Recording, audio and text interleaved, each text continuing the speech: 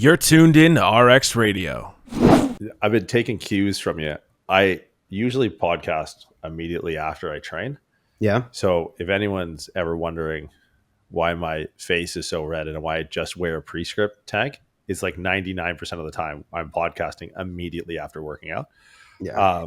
But I started to realize that I think people thought that when I would post clips of the podcast, that it was just all from one really long podcast. Because I like sit in the same chair and wear the same clothes. I'm like, you're always with a fresh fit every single time.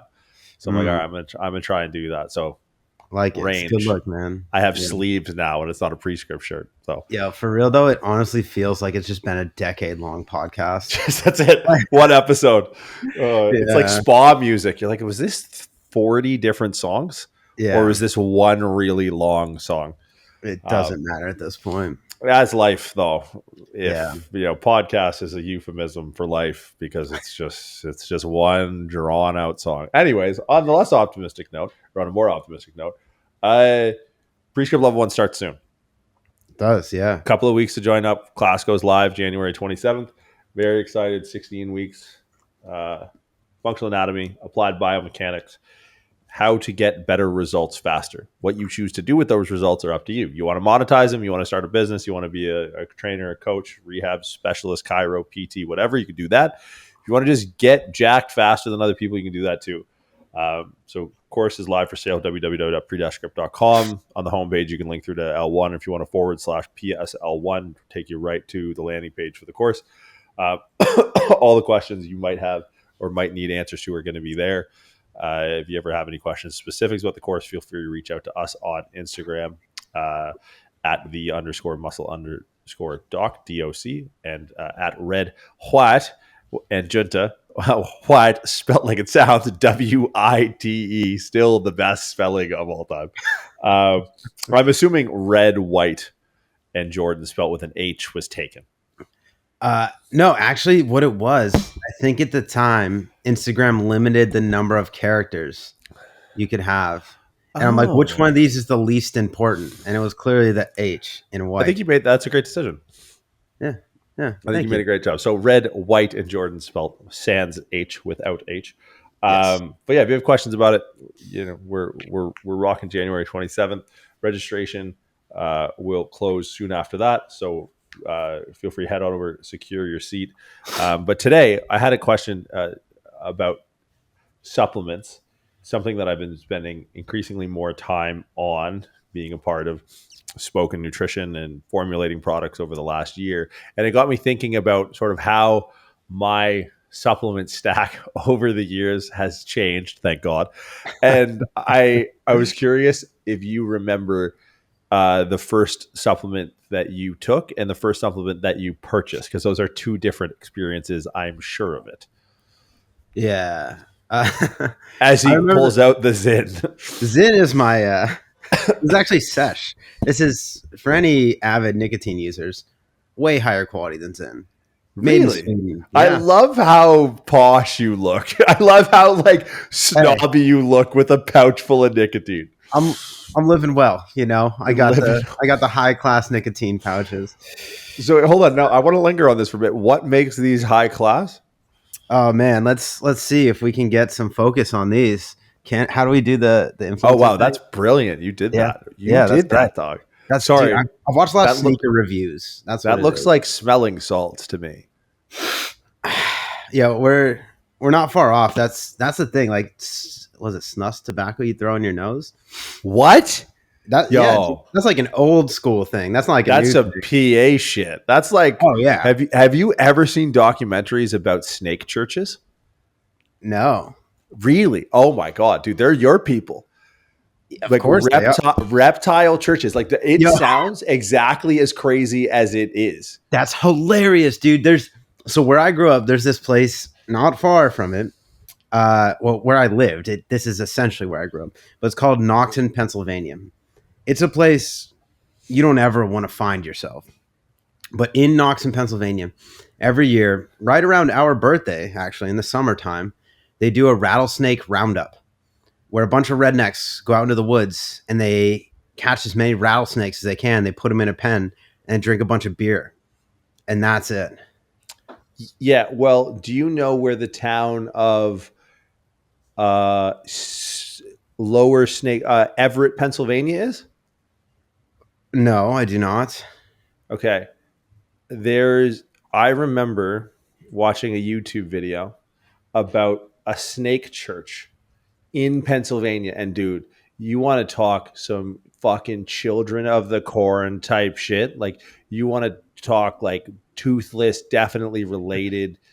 This place, and I'm almost 100% sure it was in PA, Snake Church. Yeah, Why the fuck? I don't look, my related searches are so fucked up yeah. That's I that this can is what it imagine. offers me up. West Virginia. Oh, West Virginia. Okay. West Virginia Snake Church. Okay, A look at I miss- snake handling churches of Appalachia. Pure insanity. that's wild. That yeah, So that's wild. I'm not sure how we got on the topic of snake churches. But snuffing fucking tobacco. What tell me about this practice of your snake church brethren? I think it's a European thing, to be honest, but it's just like really, it's kind of like chewing tobacco, but it's really finely ground, and you just fucking pack it into your nostril. Hold on. I have so many questions. How much of this do you pack in? Like, are you As corking much it? as you desire. So you would rather nicotine than oxygen, is what I'm hearing. Yeah, I think it gets to that point. So Okay. after recently being in Pennsylvania, yes, is the absolute Yes, answer yes, to that. okay. Fair Yeah, play. yeah, just cut off my airways and give me nicotine, and I'll just What opt out. type of cancers? Like, are there nostril? Has to be nostril cancers Face? associated. Just Face face. cancer. Just you have cancer of the face. Yeah, Indiscriminate. Your face has cancer. yeah, yeah, Okay. yeah. So tell me about these highly sophisticated nicotine delivery devices you have here. Yeah, so you can see on the package here, it's premium S nicotine. Don't know what Oh, that is, but it is sounds awesome. pharmaceutical grade. I don't know if that's a good thing or bad thing. High quality. You know, they have standards in Sweden.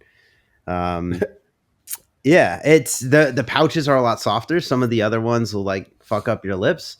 They're nice and moist. They have delicious flavors. Very enjoyable. That's the reason you can't get these in California is because kids would love them. Give it time. Give it time. The right lobbyist will get to the right guy. Okay, so when did because I kind of know when like nicotine ish started in a certain phase of your life, but like what supplements did you first lean on? Because like nicotine was definitely not in the rotation. At least No. maybe did you smoke cigarettes? Not like No. no. Okay, you got real drunk. Not that anytime you remembered Yeah, smoking. like every now and then. Okay. I smoked one cigarette last year just because someone gave it to me. That's a terrible reason. What if someone had given you No. fentanyl? Yeah, I don't. Dude, we almost did crack this time last year. Like, nothing's off the table. Literally, yeah. That's a wild Yeah. story. No, I think that's ongoing. If someone hands me a cigarette, I'm probably going to smoke it at this point. Because why not? You can take the kid out of PA, but you can't take the PA out of the kid. Yeah. Anyways, yes, nicotine was later in life, but I remember the first supplement I ever took. I was probably about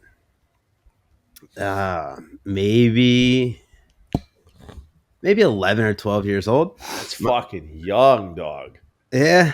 Yeah. My old man had this tub of the shittiest protein I've tasted to date. It was vanilla flavored. It was super fucking clumpy. And I mixed it up and I started to drink it and I'm like, I don't think this is safe to drink. Like it tasted so bad. It just didn't taste like a food product. We had like a bit of a home gym, like workout equipment in our gym. We worked out and then like my dad, he's like, hey, I got this protein if you want to try some. So I try the fucking protein and instantly regret it. So protein, like whey protein, or I don't know, Pennsylvania tobacco protein, whatever the fuck that was my first supplement that I ever tried. I'm trying to think. I think the first one I ever bought, like this is, oh man, like we existed before energy drinks existed. Yeah, wild thought. Yeah, so crazy. I think you could technically say Red Bull was my first like supplement I ever bought, and I used it as a pre-workout. But that was the gateway to NO Explode being my first pre-workout big. supplement I ever bought. Yeah. It's a big purchase too. Yeah. That was like not cheap. Probably more expensive back then, especially relative to what the dollar was worth. Right. Like Yeah, it's you were probably like in for $60 a tub then. that's So. insane. Like you could Yeah. go to a fucking movies for $5 back then. Yeah. Legit. Worth its weight in gold. Yeah. Okay. How about you? Ooh. First supplement probably protein. Trying to remember. It honestly may have been pre-workout. I think it may have been pre-workout. And it was like I still remember my first, because I was much older than you when you started, because you started like 11 or 12. Yeah. I don't think I started between the summer of so I was still like 14 to 15. Okay. Like maybe like no 15 to 16, maybe going into the 10th grade. 15 to 16. Yeah. Yeah. I would have just finished the 9th grade and I started training then. So I would have just turned 15, I suppose. There was a dude who had pre-workout and me and Lundy trained together. Lundy had worked out a little bit and Lundy's always been like, Lundy was 6'2", 280. I was like 5'1". Okay. And like the guy that we were training with, his name was Graham. I think he had some pre-workout and we went to train. He was like jacked, like in shape, like lean, pretty jacked. And we went to train the high school gym. And because, your caffeine exposure as a kid growing up in the 90s was like if your parents, my mom would like let me drink some of her coffee before I played hockey. Yeah. Yeah. Like so Coca-Cola with like a 35 milligrams or something. Right. That would be it. Yeah. So you have to imagine like the relative dose response to someone who had negligible caffeine exposure. Yeah. And how good you don't know that you feel good until you just start feeling incrementally worse over the course of the next 20 years. But like how good you feel at 15 years old walking into the gym for the first time. And then you just sprinkle like kerosene on your brain and you're like, this is insane. And how it was funny, just the evolution from not being able to buy Red Bull in a gas station and then one day being able to. And then in the not so distant future, being able to buy pure, unregulated, unadulterated methamphetamines in a powder form. My brain was just like so confused. It was just like, it went from being this fucking Mennonite brain that just wasn't exposed to anything to like 3 years later, dude, I swore I almost watched my friend rip the steering wheel off. My buddy Luke, who is not a small man, I remember watching him do 3 scoops of Jack 3D, and he was a fair bit older. He's a fair bit older than me. He's like 6 or 7, 8 years older than me. And so he's driving to the gym. I don't even have my license yet. And I'm watching this fucking monster just start tweaking. Yeah. And like tweaking is the appropriate word in this scenario because he was literally Jack 3D, that 1,3-dimethylamylamine. That was not the first supplement I ever bought.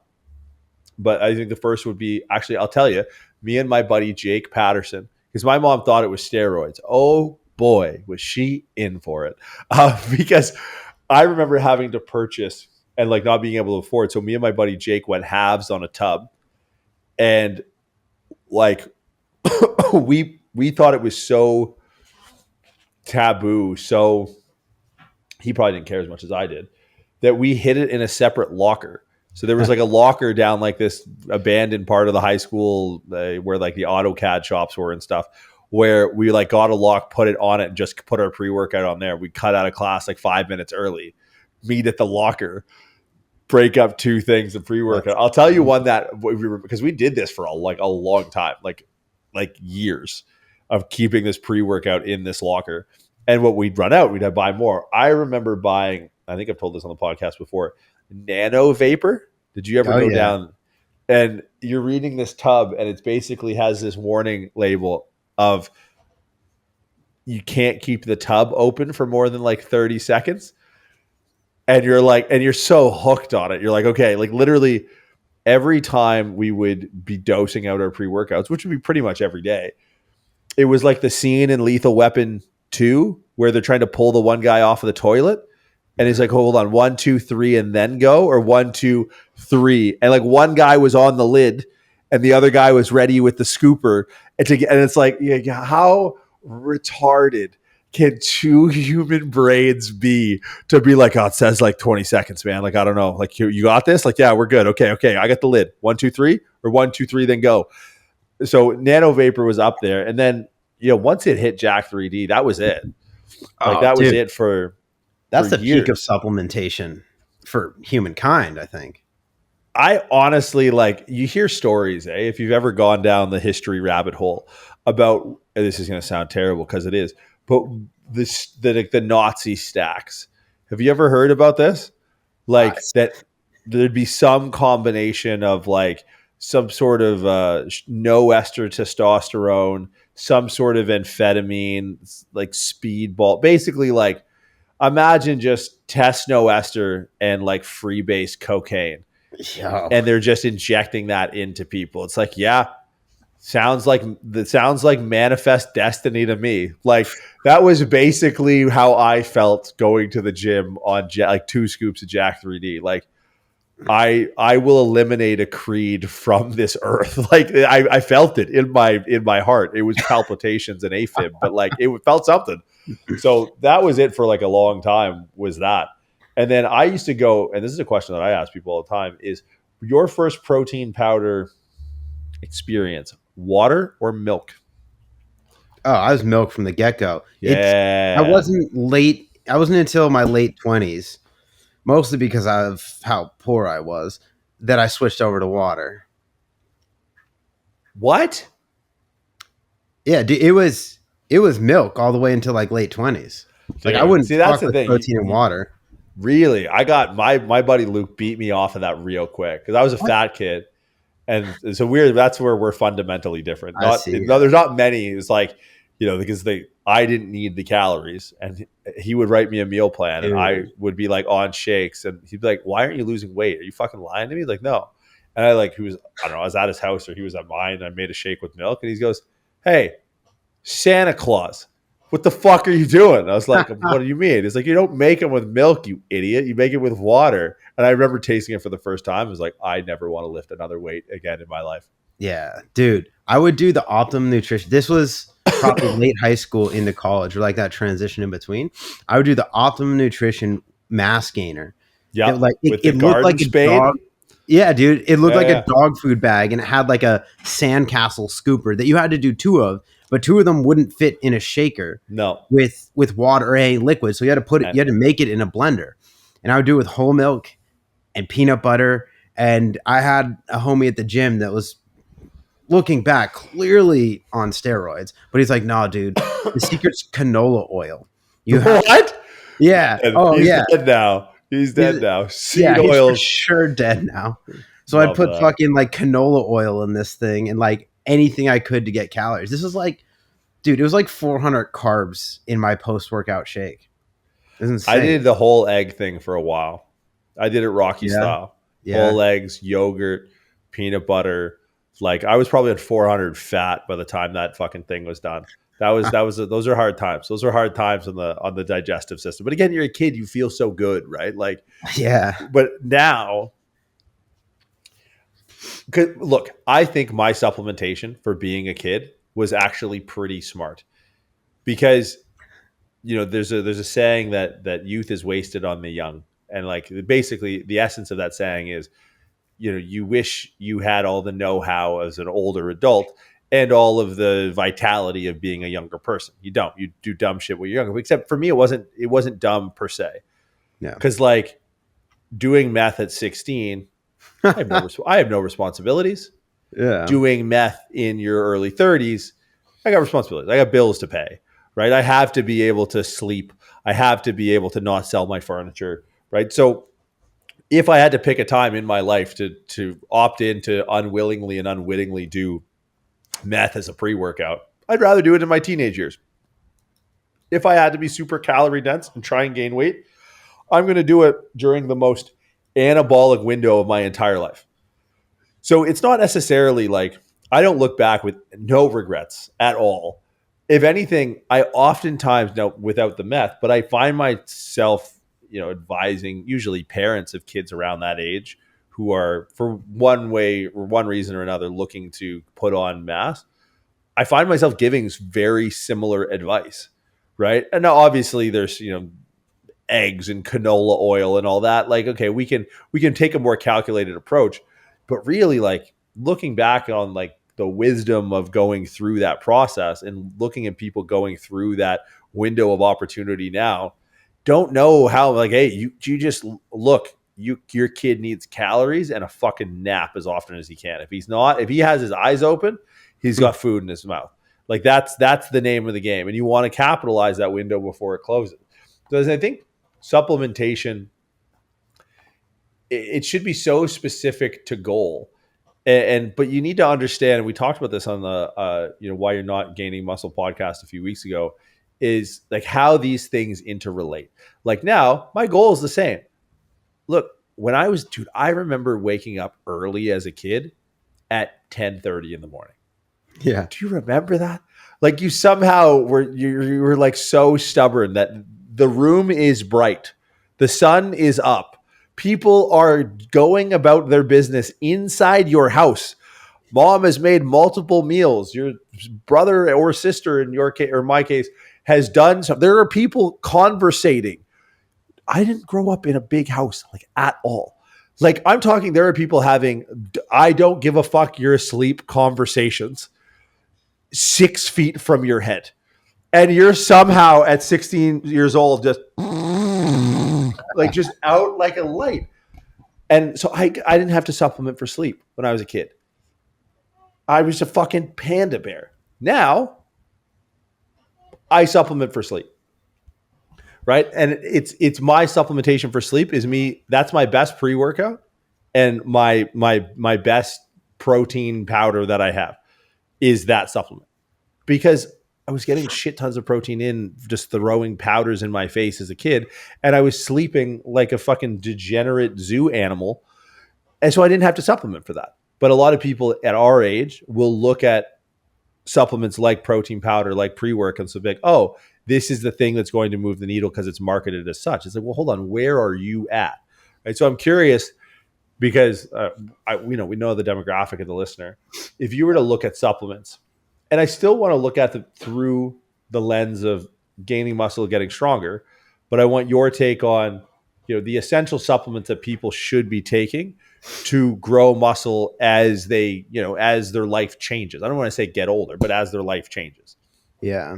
Yeah. Interesting question, especially in the way that you worded it. Cause I think you can go, I'd say, two different routes with this, like supplementation in terms of like, I guess macronutrients, or like creatine, protein, I guess, is one category for me, which I think are probably going to be the most widely used. And I think they can make a large difference. But then more so when I think like supplementation, I think like micronutrients, vitamins, minerals, right? And that's kind of where my mind goes with this. I think that there's probably three things that anyone walking this earth that cares about feeling good and maintaining good sleep, recovery, hormone profile that you should be taking. That's vitamin D, zinc, and magnesium. I think they're probably top of the list for me. There's going to be, different cases like with different people, depending on, any deficiencies that you might have, or like your specific biology or physiology. But I think those are probably some of the most important in my mind in terms of like, if we're talking about building muscle, we're talking about performance in the gym, that's going to help regulate sleep. That's going to help regulate hormone production. I think they're relatively cheap. They're accessible. They're something that most people probably aren't getting. Maybe they're getting it from their diet, but maybe that's like, I'm pretty involved in my nutrition, and I have been for a while. I don't really know things that contain magnesium and zinc. I don't know, mushrooms and red meat. Like, I think like outside of that, like, vitamin D, dairy, maybe red meat. I don't fucking know. But like, the fact that I don't know those things because I've been supplementing with it for so long, I find those to be the most beneficial in terms of just normalizing how you feel on a day-to-day basis, and then normalizing like the sleep waking cycle. So I think that's top for me in terms of just like things that everyone should be taking. If you're not taking those things, like the rest of what you're getting hopefully is coming from your diet, but supplementing with those things. Because like I eat a lot of dairy in my diet, I eat a lot of vitamin D, like I hit my daily requirement through food, but every time I get blood labs I'm still vitamin D deficient. So like I ordered 10,000 IU vitamin D tabs now, and that's what I take. So those are my top three right there: vitamin Okay. D, with K2 for absorption, then magnesium and zinc. Interesting. Yeah. Oh, that's tough. Because I'm trying to make I think fish oil would have to be on mine. Yeah, I do agree. I think that's high up there. I put that, so like omega 3s, I put that in the creatine protein, like those three, Okay. in terms of like, things that, again, they're more macronutrient type things. Like creatine's not a macronutrient, but you're going to get it from red meat consumption in your diet. Some people don't eat red meat, some people don't eat it often, and there is, maybe indication for some people to not eat red meat at all. So I think like protein, creatine, omega 3s, that's kind of that other category for me. Okay. So you're going like, if I had to go minerals, vitamins and minerals was like one category. So that's where you had zinc, magnesium, and D. Yep. Yeah, vitamin D is a tough one to get away from, especially living inside the way that I do. Yeah. So vitamin D would be a tough one to beat. I'm going to go vitamin C for me has been big. One of the things that I see really often, and I see it make a pronounced change, and you got to be careful with vitamin C at higher dosages, because vitamin C is a really potent antioxidant. And in understanding the muscle building process, you need to understand the role that oxidative stress plays in that process. And blunting oxidative stress could potentially blunt the adaptation response. Now, if you look at the research around vitamin C and doing just that and blunting these adaptations, usually the adaptations that are more clinically pronounced in the blunting effect of higher dose vitamin C are usually those outcomes that are more to do with endurance. So there's some research that indicates that high dose vitamin C might be counterintuitive for someone who has endurance training goals. But by that mechanism, now you can imagine that oxidative stress be far more present in endurance activities, right? Look how ultra marathon runners age. What you're seeing in the physical degradation of someone who goes through repetitive bouts of that type of stress is the manifestation of high amounts of just unrelenting oxidative stress. But when it comes to hypertrophy, there's still some suggestion that higher dose vitamin C, and true of antioxidants across the board. Like I remember seeing a pre-workout that was like laden with antioxidants. Like I don't know if that's really what you want to do before you work out. Now, you don't want to fan the flame of oxidative stress and having a highly inflammatory diet. Like there's a point where too much oxidative stress becomes counterintuitive, right? And like omega 6s and certain sources of red meat and drinking fucking canola oil may be setting yourself up for a bit of a shitstorm, quite literally a bit of a shitstorm. Yeah. But when you're looking at antioxidants, I think understanding the average meathead diet. This is someone who hasn't eaten a fruit and vegetable since they moved out of their parents' house. I pay rent now, so I don't have to fucking listen to you, mom. That's one where I think at moderate doses you start to see some pretty profound immune responses. It's funny to go and be around other cultures and travel and hear some of like the mom science get sort of passed down, like the medical lore in different cultures. And one that has been fairly unanimous across the board wherever I travel is vitamin C. And it's one that I notice when I travel, I keep a moderate to high dose, usually around 1,000 milligrams a day. I've pushed higher before, but have started to theorize that higher than 1,000 milligrams, and the research kind of supports this, is where we might be running into some blunting effects of that oxidative stress on the actual pathways that we're looking to leverage to gain muscle and build strength. So vitamin C for me is one, vitamin D is another. Now, a mineral, I mean, magnesium is a tough one to get away from. Everyone by this point in their life, if you listen to podcasts about nutrition, have probably heard that, I don't know, there's one person who probably wrote an article and counted up the number of enzymatic processes that magnesium catalyzes. And there's literally every website on the planet will be like, oh, magnesium is responsible for anywhere between 300 to 400 enzymatic processes, which is like, yeah, it's non-trivial. Now, the thing with magnesium that I will caveat is the sources, because when we look at supplementation, I think one of the issues that you're going to run into is digestibility and bioavailability, right? One thing that you set off the jump with vitamin D was K2 for absorption. Like that's a massive indicator. I remember getting vitamin D tabs as a kid. I might as well have just been, Right. swallowing pennies or dimes or nickels, because probably get as much out of that as I did out of the tabs themselves for a number of reasons. The source of the the vitamin itself, the form of it, but also the fact that it doesn't have sort of these coenzymes, which brings me back to vitamin C and an interesting reaction that a lot of people aren't aware of. And that's the role of vitamin C in collagen formation, which is where I think it plays a huge role. If you are consuming a what would be considered in the medical community a high amount of protein, you need vitamin C to help take that protein and help use that protein to form collagen, right? So, like the spoken protein, without fucking making this a commercial, we put vitamin C in the protein powder. Now, it doesn't taste like fucking oranges or Flintstone vitamins or anything like that. But with the thought being that, okay, there are going to be people out there who underconsume vitamin C to the point where they are not able to effectively sort of potentiate that protein into its transformation and into collagen tissue in your body. So that's something where I think, you open up a can of worms when you're looking at things under a microscope, like what supplements should you take? It's like, well, there's kind of a battery of different interactions of these things that need to be factored in. So vitamin C, vitamin D, magnesium. Now, my point about magnesium is the digestibility of the sourcing and the bioavailability of the sourcing. Over the course of the last couple of years, I would say 10 to 15 years, there have been somewhat of an explosion of different forms of magnesium that are available, right? So malate versus citrate versus threonate versus biglycinate, there's orotate, all of these different things.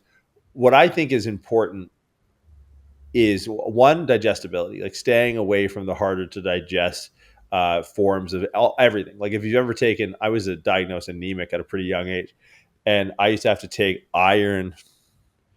I want to say iron citrate, or sorry, ferrous sulfate. Ferrous sulfate. Holy shit. If you want to turn your stomach into that of a hibernating bear, take 2 tabs of ferrous sulfate.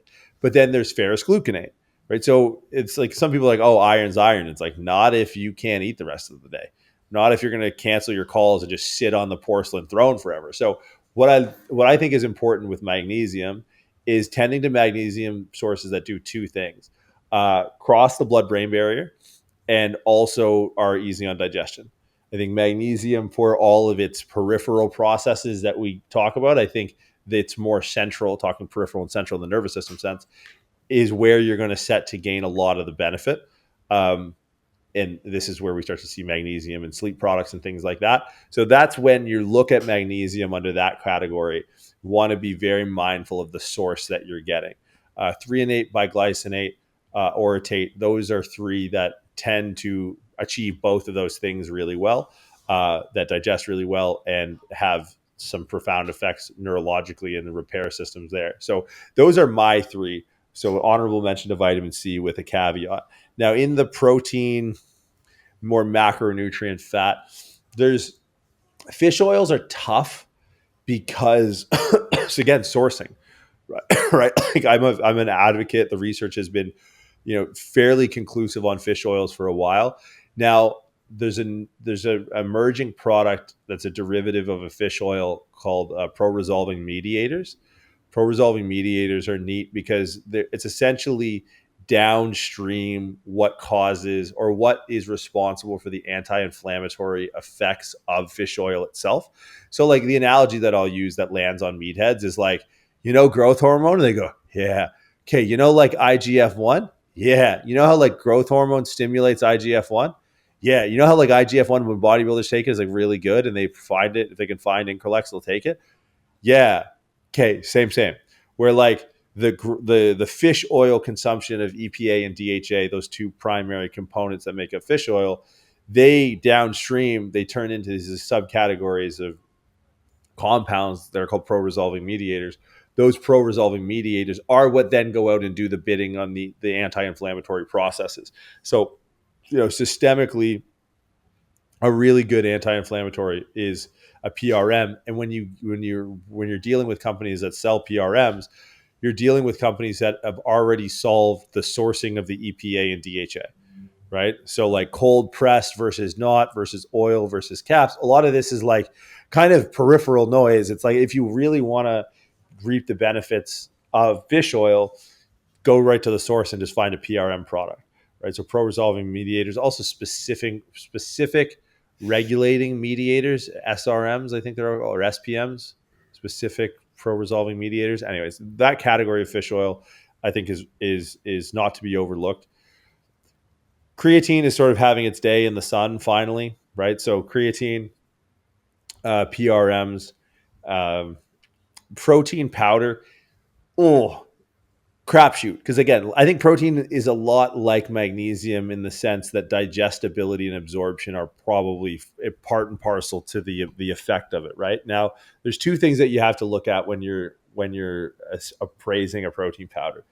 Is the issue with digestion a fucking you problem or a protein problem? Right? Because a lot of people don't digest protein well or whey byproducts well. And that's because there's a lot of other things going on that should be mediated and quote unquote fixed. And it's not actually the protein's fault that you can't digest it. Right? A lot of people are intolerant to dairy for a number of gut inflammatory issues that I'm sure one Phil Smith and or Dwayne Jackson could do a far better job of explaining than me. So I think when looking at protein sources, finding sources, because dude, where was cricket protein 15 years ago, 20 years ago, right? Like I remember, I don't know if you've ever tried this, and maybe it's what you did try.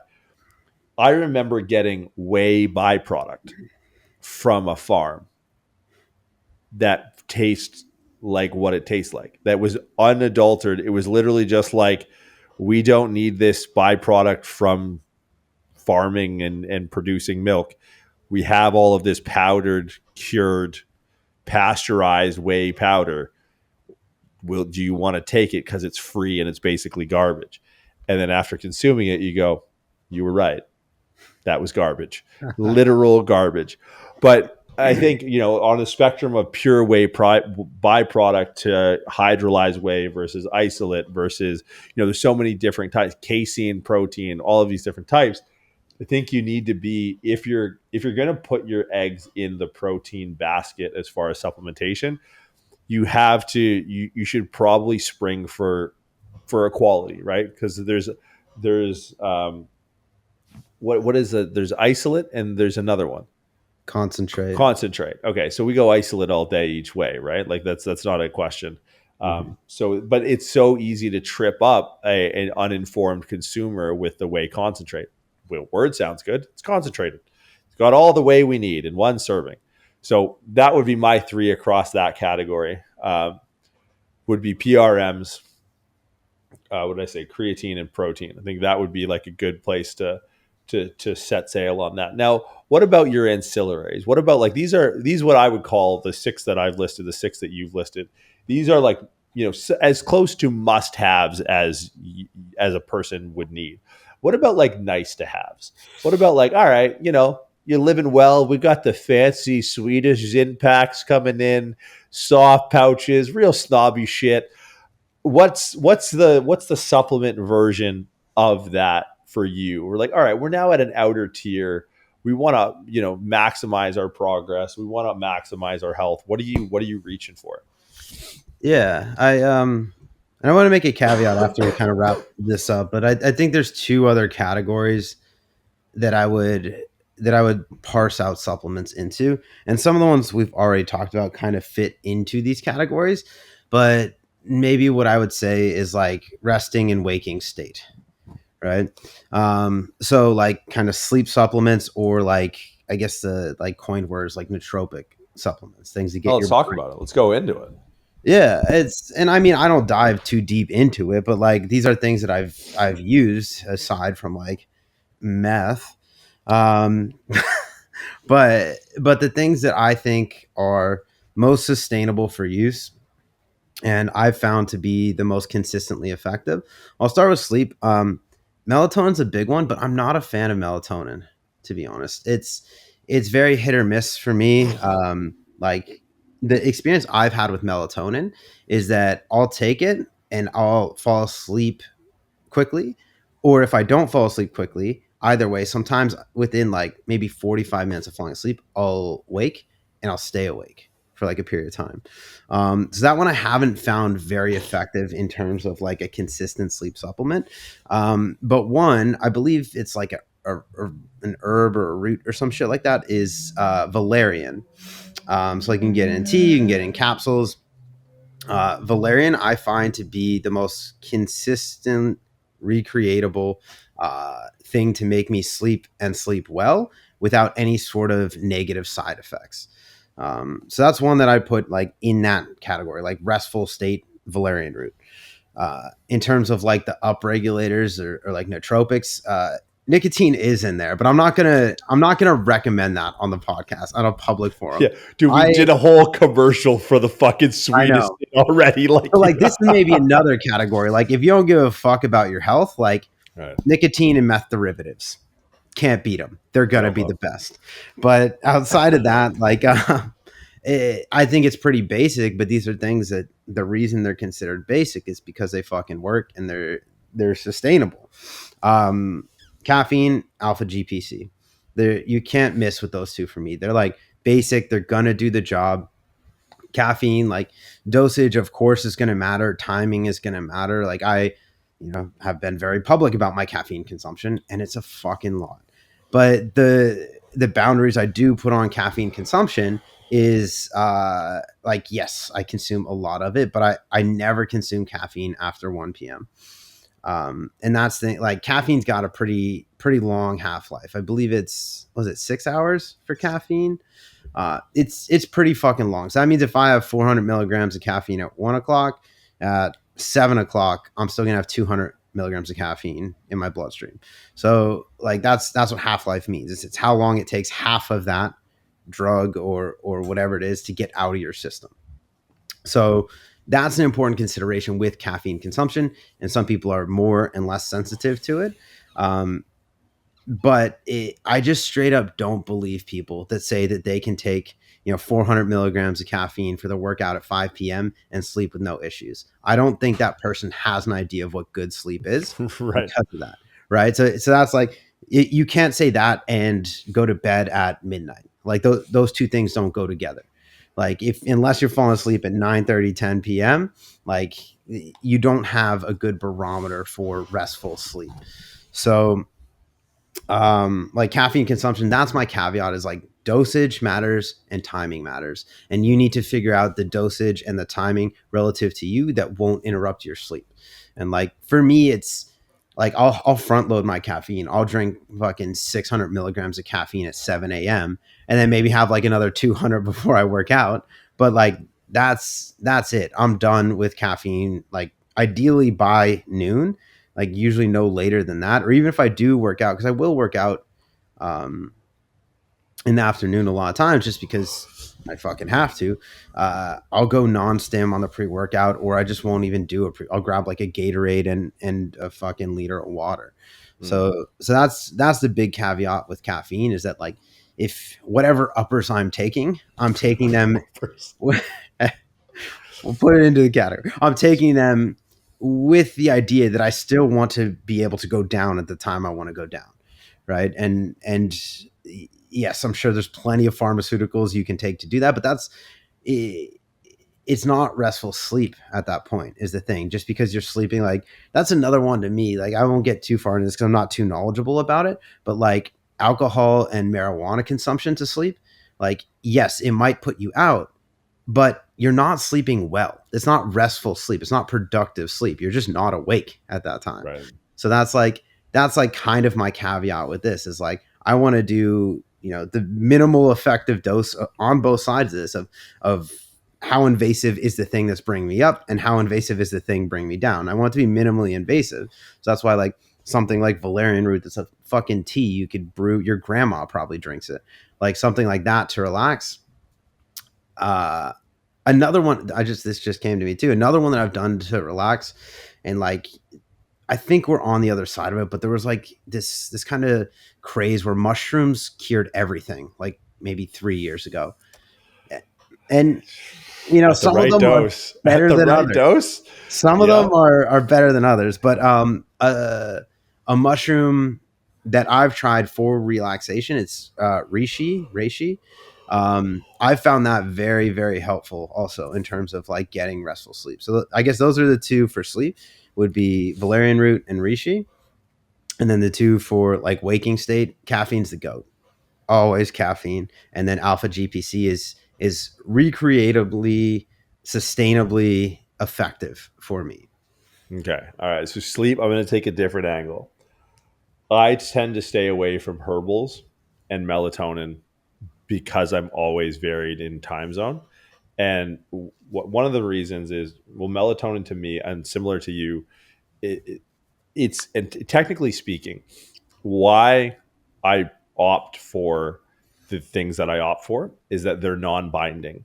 So when you look at melatonin structurally and then how it actually works, it binds to receptor sites, right, which is problematic because over time that actually changes the architecture of your sleep, right? So it's melatonin you actually can't get in the UK, which is like, I'll fly to London and I'll have people message me, see if I can bring some over, like smuggle it in. And I think those crazy Brits are onto something. And I really think it's kind of a shotgun approach to sleeping. It's something that on the supplement side, rather than the farm, it's probably the closest thing that works like what a classic pharmacological aid would work like, in the fact that it's binding. So I don't recommend people to go down the melatonin route almost ever. Like, unless it's like, hey, I'm between this and Ambien, like, yeah, okay, try it. But sleep architecture is really important. And it's molded a lot by, obviously your nutrition, your supplementation will help. It's molded a lot by your behaviors. We're not going to get into, but what really helps me, glycine, the non-essential amino acid glycine, there's some really good research on it. Anywhere between 3 to 5 grams of glycine is kind of the sweet spot, where everything that melatonin claims to be able to do, glycine has shown to be, and this is the caveat that I really like in the glycine research, is it's going to decrease sleep onset latency. So it's going to get you to sleep faster. It's going to increase the amount of time in non-REM sleep. So like the actual restorative state of sleep that we're all after. And the research reproducibly proves that by all metrics, subjective and objective, your performance the next day is going to be improved. And that's the biggest thing with sleep. And that's the biggest thing with the supplement field, the supplement industry at large, is remembering the fucking point, right? Like, it's not to sleep for the arbitrary nature of not being awake, as you said. You want to talk to people who've ever, habitual marijuana users who stop administering marijuana before sleep, ask them how insanely psychotic their dreams are for the next like 6 months, and tell me that it's not some sort of compensatory mechanism. Like, if you've ever talked to someone, and I know a handful of people who were habitual users of marijuana, and talk to them about the status of their dreams after stopping to take marijuana, you will look at it very different, or you'll just never quit. You'll just stay on it for the rest of your life, because what's on the other end of you stopping is potentially problematic. So I like glycine as a number one for me, again, it's an amino acid, non-essential, which means you're not going to come across it too often. It's not something that your body can naturally produce. I think that's the definition. There's 20 amino acids, 9 essential, 11 essential are the ones that you can't produce on right. your own. So you can't produce it on your own. Sorry. but the dose of 3 to 5 grams of glycine is pretty reproducible at making those things. So glycine is a big one. Inositol. B vitamin. Inositol helps manage blood sugar, keeps you asleep longer. You tend to not wake in the middle of the night with inositol. So that's in there. Theanine. Yeah. Theanine again, reproducible for me. Theanine is fairly versatile. Sorry, my barber fucking like nicked me, and now it's just got this stupid itchy. It's the worst. It's the fucking worst. So theanine L-theanine will often be administered alongside caffeine in some cases to like kind of take the edge off and make those effects more sustainable. But if you take it on its own, it's a fairly good sleep aid. So those are kind of my 3 in the sleep category. Glycine, inositol, and theanine. And then, taking into consideration that magnesium is also in the picture, that magnesium has been taken elsewhere in the day, but I would be dosing some form of magnesium towards the night as well alongside that. So kind of like a 3+1 on the sleep side. Yeah, I do my magnesium before bed as well, and then zinc and D in the morning. Easy days. So for me on the more, let's say, stimulatory legal side, tyrosine. Tyrosine is like a gram to 2 grams of tyrosine. It's a dopamine precursor, so it really helps for me with focus, especially in training sessions. So if I'm in a non-stim state where I'm not leaning for a stimulant, or honestly, even if I am, if I can get my hands on tyrosine or L-tyrosine, that really helps kind of ramp up focus for a session. So I've noticed that to be big in adding that. And caffeine is just going to be in a dose relevant, especially when you're trying to track performance. I mean, the safety of caffeine is so, to me, it's so well safeguarded by your visceral response from an actual like heart safety standpoint. Obviously there's going to be some special cases where that's not the case, but like there's research that's saying from performance enhancing benefits of 6 grams per kilo of body weight, 6 milligrams. 6 milligrams. Sorry. Yeah. Holy shit. See on the other side. So which for, 100 kilo, 220 pound male, you're looking at 600. That's a considerable fucking dose. Now I'm a bit heavier than that. Again, I'm maybe another 15 kilos heavier. So times that by, do the math, carry the 1. There's not a day in my life where I think, and I've done it before and I have not felt good. But usually side effects like nausea will be so prevalent before you can comfortably titrate up to that dose that, you could take a gram plus in a single dose. It's not going to have the performance enhancing effect because you're just going to be so fucking sick. Right. So if you really, and it's funny because one of the ways that I'll titrate dosages is kind of around my response of digestion. Like vitamin C, you want to know what your upper limit of digestibility of vitamin C is? Wait till you start shitting through a straw. You're like, oh, you found it. All right, now back off 500 milligrams. So you're pretty much there, right? So caffeine is very similar to that. So I think, go to goats, caffeine for sure. I find the nicotine pathway a little bit too sensitive. Of like, if I overshoot, I feel like weird and tired.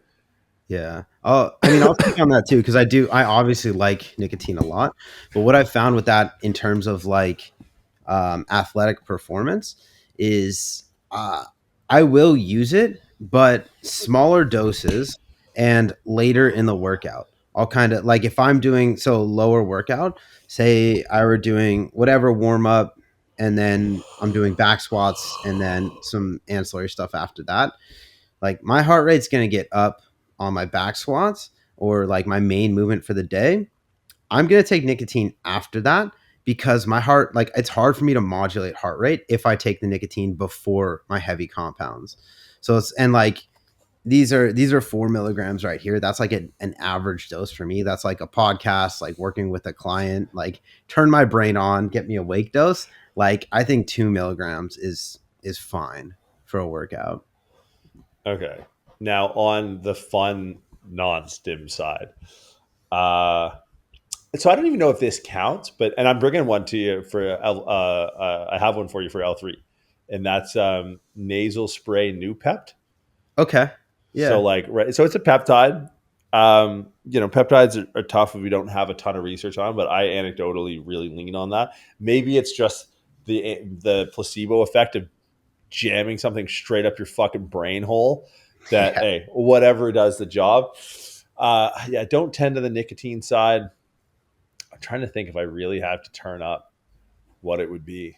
The most potent pre-workout I've ever taken was it was 15 milligrams of IR Adderall It and was what? Sorry, what type of Adderall? instant release, Oh, like instant release. instant. Okay, Yeah. I thought you said IV Adderall. I'm like, you Yo, injected it? Okay, so yo, that would be that's instant release. that's an issue. That, and I think it was about 5 milligrams of DMAA. Is that what it is? Whatever they took out of Jack 3D, Oh, one through dimethyl mine, dimethylamylamine. amylamine. Yeah. Yeah, it was fucking wild. Like you get tunnel vision, like insane, wild. Yeah, Now, that how did you feel on the come down for that? I didn't. I Didn't feel. Got it. worked out. So this was one of those times like, yo, if you're taking Adderall to work out, like good on you, but you're not sleeping. Like it was probably like a 5 p.m. workout. I was up till 2 a.m. watching like Bulgarian training hall weightlifting videos. Wild. That comes with. Yeah. All Yeah. right. So let's recap from the top. I like the way you broke it into categories of like, all right, we have vitamin and mineral, and we had sort of like more macronutrient and derivative. We had sleep and we had wake. Yep. So looking at your list of macronutrient derivatives, protein was obviously in there. You went creatine as well. Protein, creatine, and then we had omega-3 in that category. Omega-3. Okay, so I had pretty much the same across that category. Mm-hmm. I put in my little asterisk of pro-resolving mediators under the omegas, and then making sure we pay attention to our protein sources, Right. how like where we're getting it from. Is it whey concentrate versus isolate? Isolate be preferred, and then you can get into sources and how it's mixed. Talking about vitamin C, talking about different fat sources that help for digestion, et cetera, et cetera. Next category, and this is where we differed a little bit, was the vitamin and mineral. Yeah, I had vitamin D with K2. I had magnesium, and I had zinc. It's my staples there. So I went C, D with K2, and then Magnesium. magnesium with paying attention to the different sources, digestion, blood-brain Right. barrier, et cetera. So we're pretty on par. Then up and down, sleep is where we differed the most, I think. You were Yeah. Valerian. Valerian and reishi. Okay. Reishi. And then I was glycine, theanine, and inositol. Yeah. And then up, I was tyrosine tyrosine and caffeine. and yeah, and I was alpha GPC and caffeine. Okay. All right. I think that's a well-balanced list. I like that. You know what? I like when we have different answers to shit. Yeah, absolutely. Subtle differences there, but I think like the core of the reasoning of why we chose those things, I think, is pretty similar. Maybe just, and this is a good point to make as we talk about supplementation, is that you're supplementing the individual, right? Not necessarily it's not just a shotgun approach, right? It's no one supplement's going to have the same effects on everyone. There are things that are generally more important for people versus less important. But I think that like the core of these they're going to work well for a lot of people. But that is the consideration here, is that the caveat I want to make with all of this is supplementation is proportionately beneficial to the overall nutrition of someone, right? And that proportion is not the main proportion. It's supplemental, right? Just like your supplemental work in the gym, like, yeah, it's going to make a difference. It's going to fill the gaps, but it's exactly that. Right. It's not there. Like your protein source in a powdered form is not to make up for eating whole protein, eating meals.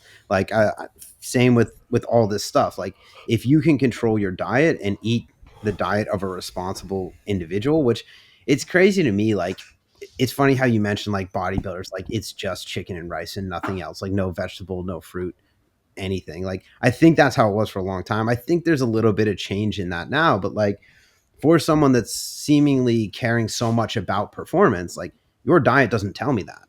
Like the way that you're eating is like you're eating like a child. Like it might as well be chicken fingers and fucking French fries every meal. Like if you care about performance, it starts with what you're eating in your meals, and then supplements are exactly that. They're a supplement to that to fill the gaps of what you're not getting because you're still eating like a responsible adult. That's my biggest caveat to all of this. Love it. I think we'll end on that note. So I appreciate you guys tuning in. If you guys have any questions about supplements or otherwise, feel free to shoot us a message. I feel like these always land well, supplement episodes. So happy to go into more detail of stuff that we talked about. Shoot us a message at RX Radio on Instagram, at Red What in Jiunta, at the _muscle doc. Again, L1 live for sale at www.pre-script.com/PSL1. We will see you guys next week.